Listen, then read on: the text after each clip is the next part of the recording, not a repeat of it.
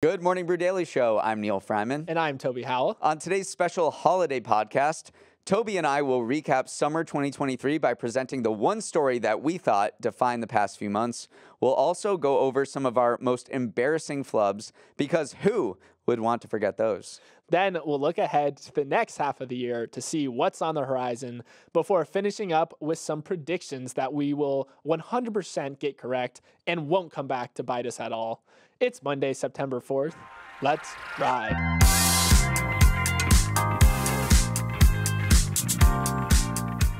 Happy Labor Day. Hope you're able to avoid doing any labor today besides making a massive pancake breakfast or shopping for sweaters online.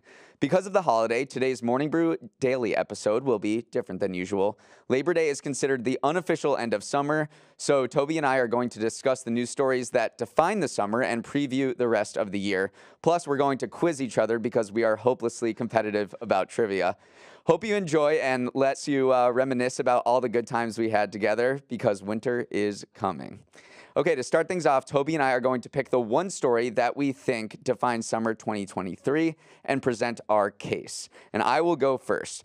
The story that I think defines summer 2023, and I don't think anyone is going to be particularly surprised by it, is what I call Barbenheimer. That's the term I coined for the phenomenon of watching Barbie and Oppenheimer in theaters, seeing Taylor Swift and Beyonce in concert, and catching a Lionel Messi game for Inter Miami.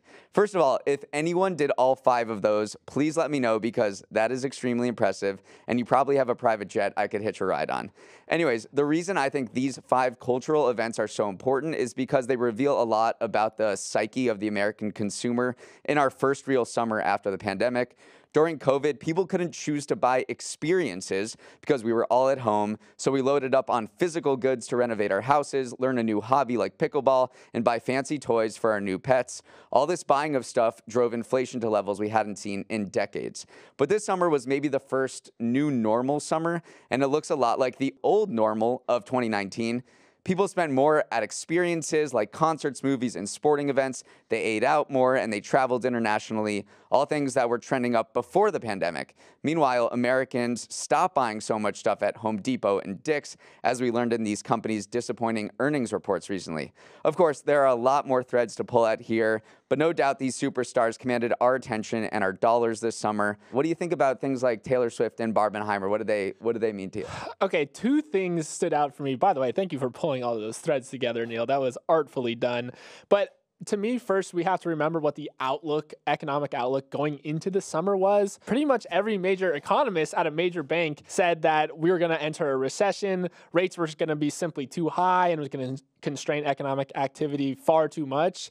And then all of a sudden, every single month, we're like, okay, we haven't gone into a recession yet, but next month for sure. And it was because we just kept spending our way through it all. And one of the big things I think that was underestimated was just the sheer power of women as an economic force. First of all, they're constantly underestimated as an economic force.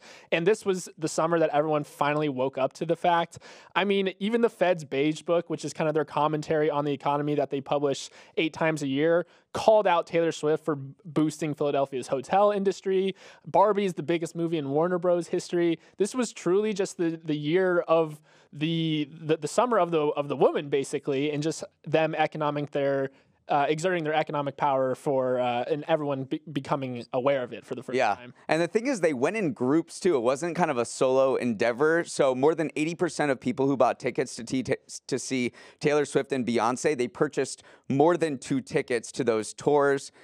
So you saw like these groups come together and really, flex their economic muscle. And just overall, the sheer economic power of these cultural forces like Barbenheimer and Taylor Swift and stuff, you see them actually coming into GDP data. Crazy. So over the summer, all this spending, I think it's going to amount to $8.5 billion in total on those 2 tours, and the 2 movies are going to add 0.5% to GDP. So maybe one of the reasons that we're able to avoid this first recession that you talked about is because of these concerts and these movies and these cultural events. Yeah, you just can't forecast that as an economist. Like, you can't forecast that we'll have two of the biggest tours of all time. I guess you could, but it truly did blow people out of the water. And then also, just to put a bow tie on this whole experience over physical goods thing, we did see a huge increase in travel as well. Remember, especially travel to Europe was really hot at the beginning of the summer. Kayak reported that searches for European travel were 77% higher than last year. Hopper said that of anyone who was browsing for international destinations, 30% were searching for flights to Europe. And then passport demand, if you remember, in March was 30 to 40% higher than last year's levels. So it was all these things where people were just finally ready to fly the coup, get away from the mainland, get over to Europe, and travel is just a huge part of this massive economic summer as well. Final point I want to make is what drives the experience economy is FOMO. And I think when you see Barbenheimer go viral on social media, and Messi, every single goal Messi scores, you see it populate your feed. I think that's like, oh, I got to go and get in on this experience. Yeah. So I think this virality on social media also drove a lot of the spending that we saw. Okay, Neal, my story of the summer is extreme weather and climate change. I feel like this summer, talking about the weather went from small talk to big talk really fast. I'm just going to run through all the extreme weather events that we've been tracking. First of all, this is an El Nino year, which researchers at Dartmouth estimated could cost the global economy as much as $3.4 trillion over the next 5 years. And we've already started to see its effects. We've seen historically hot ocean temperatures. A buoy in Manatee Bay, Florida, reported an ocean temp of 101 degrees Fahrenheit, which is the highest ever recorded. And that has also led to historically hot air temperature as well. Starting on July 3rd, Earth reached its hottest day ever, a record 4 days in a row. In fact, things got so hot over in Europe that they actually named a heat wave for the first time, Cerberus, which is the three-headed dog from Greek mythology. There's also been droughts that have notably affected the Panama Canal, dropping its water to dangerously low levels and threatening to disrupt the global shipping industry. And droughts combined with the heat I mentioned have made this also the summer of wildfires.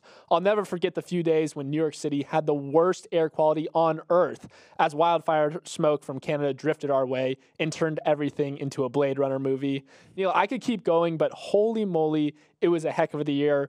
What stood out to me, though, was for the first time in a while, it seems like we are coming to terms with the real-world effects of climate change, and I've seen more buzz around renewable energy, EVs, etc., than ever before. Yeah, especially because it was the one-year anniversary of the Inflation Reduction Act, which offered $500 billion in incentives for clean energy projects. So you saw a lot of those get going, too. So on the one hand, you saw, we couldn't see each other because there was so much haze in New York, and we were all coughing. And then on the other hand, you saw a lot of energy projects, clean energy projects, get going, like offshore wind farms and chip plants. That's not exactly clean energy, but that's part of the equation. And EV plants and battery plants get going. So you saw kind of two sides of the same coin, and you're wondering if the latter half, the clean energy part, can catch up to what we all experienced this summer. But I think it's just going to be a structural change now. Like, people may not be able to visit Southern Europe as much because there's going to be constant heat waves there, and that's going to change tourism and tourism towards Northern Europe. And supply chains are going to be affected all over because of climate. You mentioned the Panama Canal getting so low, and that's been a storyline over the past few summers, is rivers getting way too low for ships to traverse them. And gas prices was another thing that ticked up, and that was fueled by, no pun intended, refineries not being able to produce as much because they were idled by heat. Yeah. So it's all of these sort of more permanent changes that I think we're going to all have to deal with that kind of became visible this summer. I remember when we talked about El Nino right at the beginning of the summer, and we saw that $3.4 trillion number, and we kind of just like laughed to yourself, because how can you really estimate the economic effects of a weather event? And then we just saw all these different ways it's impacting the economy directly right now. And this was for 5 years. I feel like it's an underestimate at this point.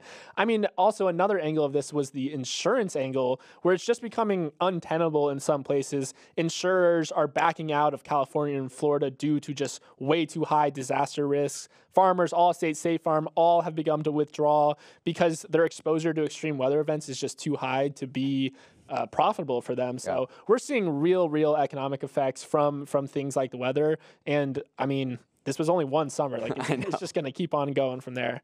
Okay, Neal, let's move on to our next segment. This one I'm calling our first summer as podcasters, because it was. Morning Brew Daily is still just 6 months old, and like any 6-month-old, we've had our fair share of gaffes, misspeaks, and mistakes. Whatever you want to call them, we've done them. And most of the time, it's you guys, our listeners, who catch them. So to have a little fun, Neal and I are going to revisit some of our more infamous MBD mess-ups from the past few months. Neal, this is a safe space. What do you want to get off your chest? Here's what I want to get off my chest. NVIDIA. Apparently, sometimes they say NVIDIA instead of NVIDIA, which is this tech giant that also is a story of its own for being a leader in the AI space, and its stock is up, 230% this year. But a few YouTube commenters pointed out that in one podcast, I said 6 NVIDIAs compared to 4 NVIDIAs or NVIDIAs. 4 NVIDIAs. You can't even pronounce it wrong now. And then another person said, when I say NVIDIA, it gives me an aneurysm. Okay, so that's my one mistake, or that's one of the flubs that I have. Another is I got called out by so many of my friends for saying banal instead of banal. So I'll never get either of those wrong again, even though I just got NVIDIA wrong again. Neal, I'm not going to lie. Those are pretty small compared to what I have coming. Go ahead. So here are my gaffes that I want to address. First came from a story where we were talking about the brands that Work Capital, the PE firm that bought Subway, owns, and I brought up Culver's. Now, I love Culver's, incredible cheese curds, incredible burgers, but I mistakenly said that they also have incredible ice cream. That was my fatal mistake. Culver's has custard, not ice cream. There's a difference. I looked it up. The main difference is the addition of egg yolks to custard. They give it a richer, creamier, thicker texture. So shout out Jeremy Miller and Angel Tello for calling me out on that one. My next one is that I called the World Health Organization the WHO instead of the WHO. So Neal thought that was a crazy move to call it the WHO, and we had a debate about it on the show. And I did get some listener support from the YouTube comment section as well as in our inbox. So Lauren Matthews was on your side. She said, it's for sure the WHO, not the WHO. But then YouTube commenter Kalido Frio said, yes, you can call it the WHO. Toby was right. Wait, based on what authority? Okay, wait, I'm getting there. And then finally, Bamark Kusha said, those of us in the profession/global health industry call it WHO or WHO. So truly, we were both right in the end, even though we had a nice laugh about it on the show. So, am I validated in that or no? No. Oh, I'm not giving that to you. He's not. Who is like a first of all, it's a band and it's a very common word. You can't have an acronym that's also a common word. It gets confusing. Yes, you can. You can literally, as long as you put the in front of it, it's not calling, it's the WHO. I don't know. I don't want to get into it again. I'm just going to say that I'm validated on that one. Okay, and then the final thing that has emerged over the summer is something that I call the inverse Toby, where basically whenever I predict something, the opposite comes true. For instance, I said that the U.S. would win the Women's World Cup. They lost in the quarterfinals. I said Trinity Rodman would be the breakout player of the tournament. She didn't score a single goal. I said Nigeria was my new team of destiny after the U.S. lost. They lost immediately after I said that to England. Even outside of sports, I predicted who would have the biggest box office hauls between Barbie, Oppenheimer, and Mission Impossible. I said Mission Impossible would win by far. It was the smallest by far. So, Neal, if I predict anything on this pod, immediately go bet on the opposite thing. All right. Well, we're going to do some predictions later in the show, so we'll be able to put that to the test. The inverse Toby is alive and well. All right. Before we jump into our next story, which is a little quiz off between Neal and I, we're going to take a quick break. We're back with one of our favorite pastimes, trivia. Toby and I have each prepared a different quiz for each other about the summer, and we definitely encourage you all to play along and also make fun of us when we get something wrong. So, Toby, I think you're going first. You're quizzing me. All right. So for anyone who listens to the show, we have a segment called Stock of the Week, Dog of the Week every Friday. And even though we are just humble podcasters and not financial advisors, we do keep tab on what's going on in the market. So I want to give you a quick market quiz quiz, Neal, to see just how well you know your equities, baby. So first question, can you name the top 5 best performing stocks of the year in the S&P 500? All right. Number 1, NVIDIA. Number 2, Meta. Crap. Number 3... Just let me know whenever you want hints. Or like maybe like Warner Brothers or something. I'm just trying to think about something that was really far down last year. So I'll go Warner Brothers. Probably another tech name. Amazon's too big. Palantir maybe. And let's go with Morning Brew. Morning Brew is up the most. You are on the right track. So you got NVIDIA, that's up 228%. You got Meta too, which was impressive, up 142%. Just crazy. Okay, the third one is a car company. Tesla? Tesla is up 117% this year. And then the last 2 are travel companies. So you were correct in your thinking of something that was... Expedia? Booking? Not air travel, not ground travel. What's another type of travel? Oh, Carnival. Carnival is the 5th best performing, 94%. And then Norwegian, number 4. I'll give it to you. It's Royal Caribbean. So you're on the right way. All right. 98%. So we talked about those. Yes, you were totally directionally correct in thinking, all right, what was really down and what's up this year? Yeah. So the cruise lines, like I didn't know that they were top 5 best performing. So yeah, it's that experience economy we're talking about. Exactly. Yeah. So well done on that, Neal. I actually thought Meta would be a tricky one, but you nailed that one. Okay, so we did the best performing stocks. Now I want to go to the worst performing stocks. So the 2 worst performing stocks in the S&P 500 this year were Enphase Energy, which is down 52%, and Solar Edge Technologies, which is down 43%. But can you name the 3rd worst performing stock of the year? And I would only ask this if it was a company that we have talked about on Stock of the Week, Dog of the Week. So dude, I black out during that section. I know. It's a vague question, but let's go on the same I mean, process. energy, I know like oil prices have been down compared last year they were way up and I would think they've moderated, so Exxon or Chevron. I would think pandemic rather than energy. Like pandemic rather than energy. So I have pandemic. I have 3 Peloton hints. Is already so far down. I don't think it could go down even more. It's not Peloton. Zoom I think is coming back.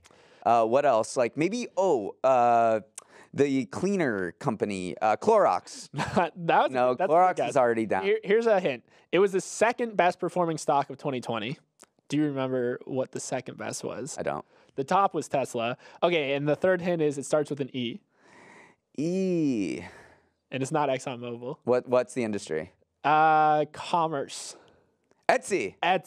Etsy is down 38%. So that is the 3rd worst performing stock in the S&P 500. It was one of our Dog of the Week, so we can certainly pick them, Neal. All right, our 3rd question is, of the top 10 biggest companies in the world, 6 are tech companies. Can you name the 4 that aren't? All right, Berkshire Hathaway. Nice. That's number 8. Definitely a pharma company now. Let's try Eli Lilly. Number 10. Okay, let's try Johnson & Johnson. Not Johnson & Johnson. Visa. This is biggest companies in the world. Oh, in the world. Not just America. Aramco, number 3. Saudi Aramco, the oil giant. Then we have LVMH, Novo Nordisk. No, it's no more. You've already said this company in our quiz. NVIDIA. Not NVIDIA. That's a tech company. It's not a tech company. Although it is kind of a tech company. It's an automobile company.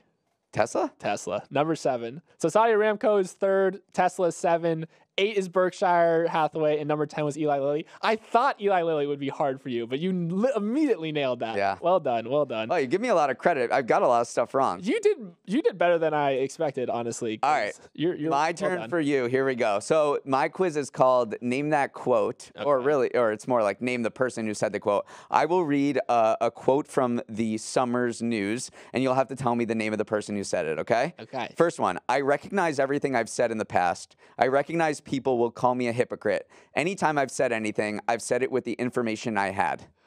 Oh my gosh. I recognize this thing. Wait. Give me like a little hint. Give me a little hint. I totally know this. It's in the sports world.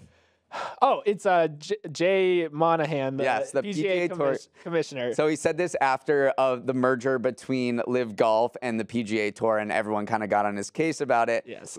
There's a huge infusion from Saudi Arabia that they basically bought the sport of golf earlier this summer.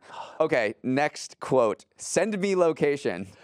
Oh, it's Elon, right? Or Send me is it for the fight between Elon and Zuck?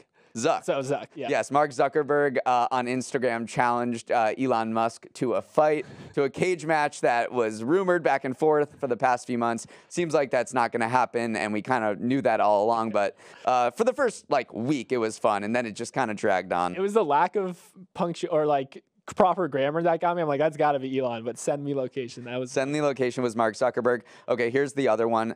I've made 33 dives. I've actually calculated that I've spent more time on the ship than the captain. James Cameron for the diving to the Titanic. So that was director James Cameron. He was everywhere on doing so many interviews after the Titan submersible imploded, killing all 5 people on board on its way down to the Titanic. So that was, remember that was a huge story earlier this summer. Okay, our 4th quote. There was a delicious mushroom dish. I was not aware that these mushrooms had hallucinogenic properties. That was Janet Yellen on her trip to China, right? She had a magic mushroom without knowing it. She just like me, for real. All right, our final quote. I think you're 4 for 4 so far, maybe with a little hint. Yeah, 3.5 for 4. 3.5 for 4. Baby Gronk just stole Livy from the Drip King. Just whoever that guy on TikTok was who did that news story in millennial voice. Voice. This was a TikTok user, Henry DeTola, who unleashed a series of truly baffling videos about Livy Dunn, the LSU gymnast, and a kid named Baby Gronk that left a lot of people feeling like they no longer speak the language of the youth. That was crazy because even me, who speaks for the youth, was like, all right, this is a step too far. This is too much internet for the day. But God, we've talked about a lot of stuff on this show, Neal. Let's move on to our next segment. While summer is basically over, we still have 4 months of the year left. So Toby and I are going to run down some major events and storylines to look out for until we go in for a smooch on New Year's Eve. Not Toby and I, just universally speaking, but people kiss on New Year's Eve. Anyway, Toby, go ahead with our first storyline. I think we're going to focus on the tech industry first, what to look out for. So what's on the docket is Apple's next event, Wanderlust, is coming up. And the big news is that the iPhone 15 is probably going to drop. And the big news on that iPhone drop is that it's going to have a USB-C charging port. Neal is fist pumping right now. So Apple chargers will no longer be the special butterfly that they are, and it's finally falling in line with the rest of the world. Honestly, I'm excited for it at this point too. Let's just get on the USB-C bandwagon. People come over my house and they're like, "Can I have an iPhone charger?" And I'm like, "I don't have one," but now they will be. So thank you, the EU, for pushing that. What I'm looking out for in the tech world is there's an end of the era because Netflix is officially closing shop on its DVD service on September 29th. Crazy that they estimate that between 1.1 and 1.3 million people still subscribe to DVD rentals. Oh, such good memories of it. I'm going to try to snag one because that's going to be a historic artifact one of these days. Let's move on to markets in the economy. The thing I'm looking out for is all these IPOs that could happen. Obviously, the IPO market has been absolutely silent over the past 18 months. It's starting to wake up with Kava.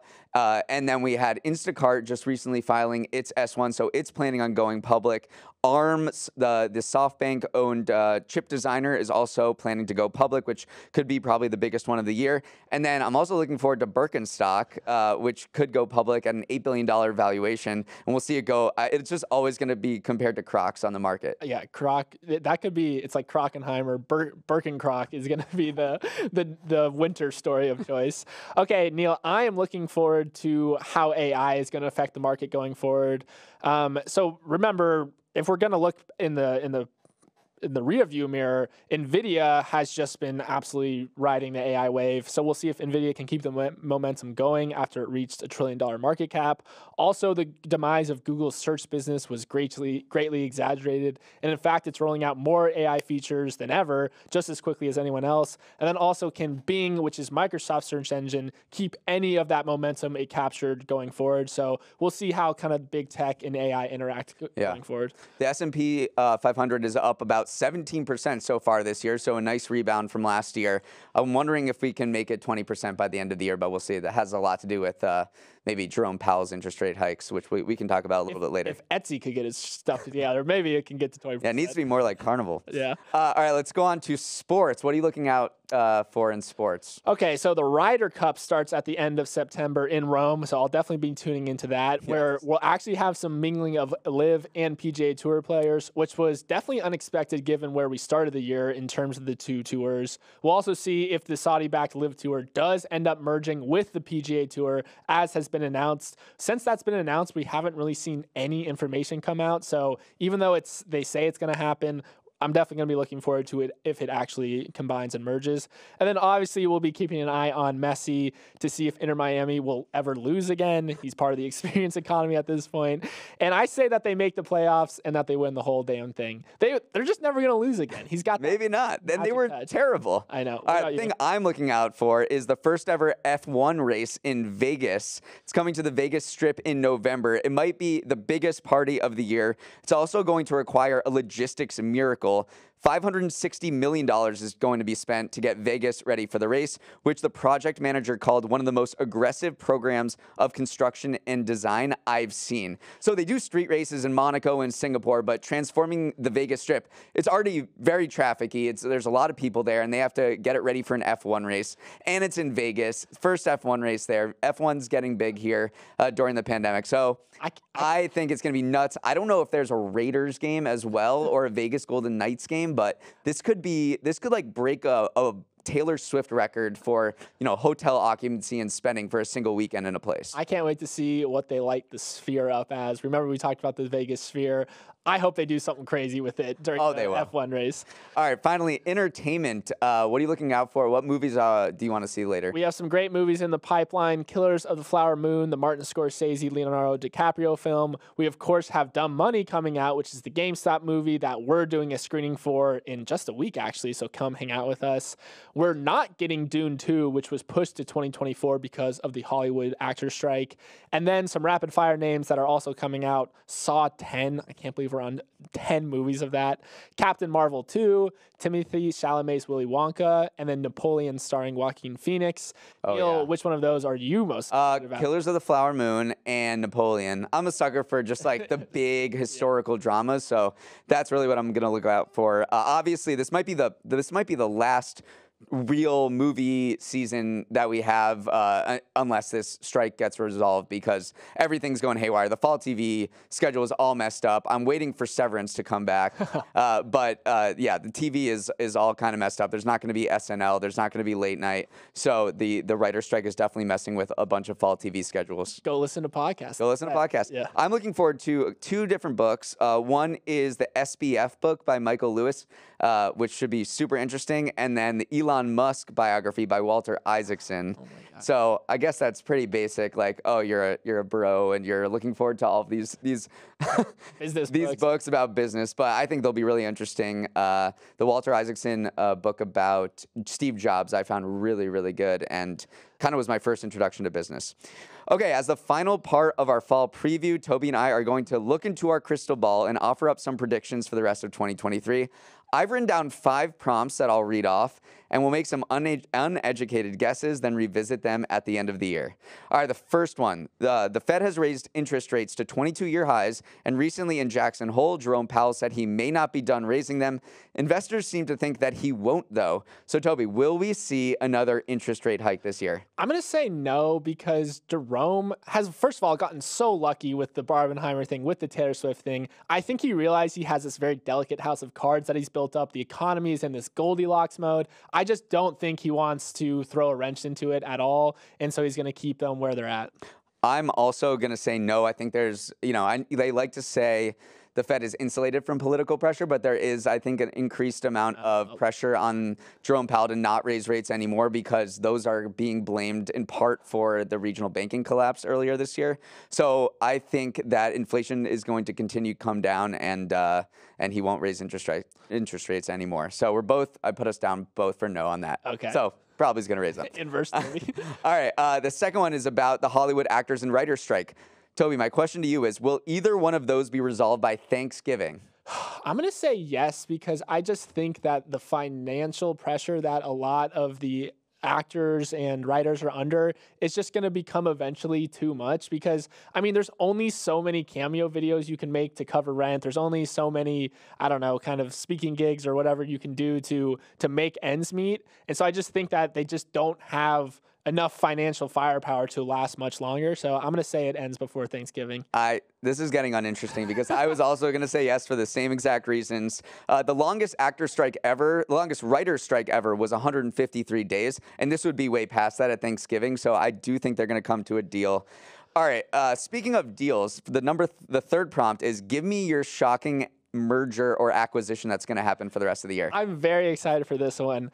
I think Elon Musk is going to buy U.S. Steel. So that sounds super weird, right, on paper. But U.S. Steel's stock ticker is X. And we know Elon is obsessed with that letter. And U.S. Steel has put itself up for sale and is fielding multiple offers. Its market cap is just $6.5 billion. I mean, remember, Twitter cost him $42 billion and even more. So I could totally see this happening, that Elon buys U.S. Steel just to get the stock ticker X. It's actually not bad. I could totally see it happening if he still has any money left over from burning $44 billion on Twitter. I'm gonna say Apple is finally going to pull the trigger and not buy Disney, as has been long rumored, but it's going to buy ESPN, which we know Disney is looking for strategic partners for. And Apple has been invested all of this money into sports content, and it's seeing huge dividends with its MLS deal because of Messi, which it all ties back to the top of the show. But this could happen. So that's been rumored for so long. Yeah. Disney, Apple buying Disney. I could totally see ESPN too as well. All right, fourth prompt here, fourth prediction. Predict Merriam-Webster's word of the year. Oh my gosh, this one's so hard. The first thing that came to mind, though, when we were planning for this was hurricane. Because remember, that word came out when the hurricane hit California recently, and then an earthquake also hit California. And so the word hurricane came out, and it just has enough of that extreme weather. It's just big enough that it signifies a larger movement, and it's just a really great word. So I think the word of the year is going to be hurricane. That's not going to happen. Neal's not on board with it. It happened once.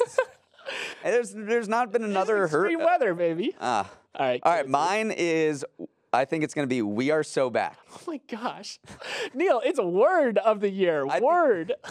I think you can do phrases too. You can do it's malleable.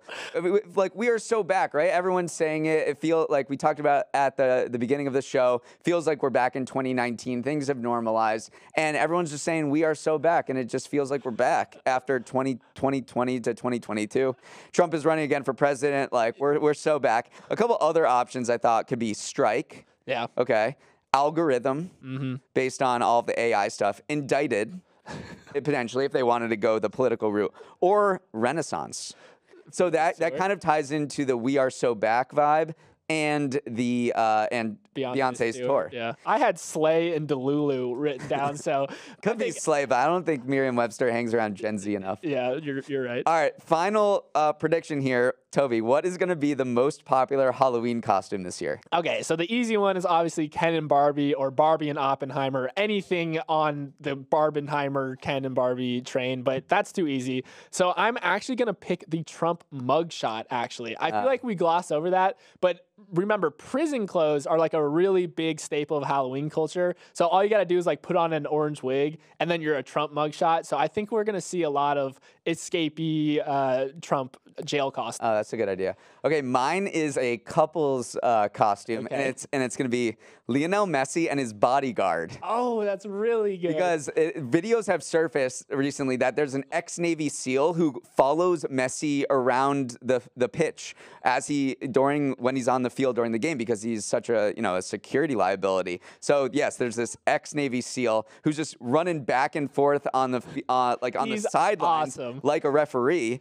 And so I think a great couple's costume could be someone's hopping around like Messi, and then you have the other one dressed up as their bodyguard and kind of like eyeing them down and defending people against him. So I think that could be fun. That's fantastic. I did write down a couple couples costumes as well. Here's a wild card. You go as Neal and Toby. You could dye your hair blonde. Like, we could do it. Like, put on some glasses. Or even more of a wild card, go as hair and makeup. Okay. That's a little inside baseball, but if you really wanted to go Morning Brew Daily themed with your Halloween costume, try us on for size. All right, that's weird. That is all the time we have for today. Hope you all have a relaxing Labor Day. As always, you can write to us at the email address morningbrewdaily@morningbrew.com to reminisce about the summer or share your predictions for the rest of 2023. Let's roll the credits. Emily Milliron is our editor and producer. Raymond Liu is our associate producer. Uchenna Waogu is our technical director. Billy Menino is on audio. We'll wake hair and makeup up when September ends. Devin Emery is our chief content officer, and our show is a production of Morning Brew. Great show today, Neal. Let's run it back tomorrow.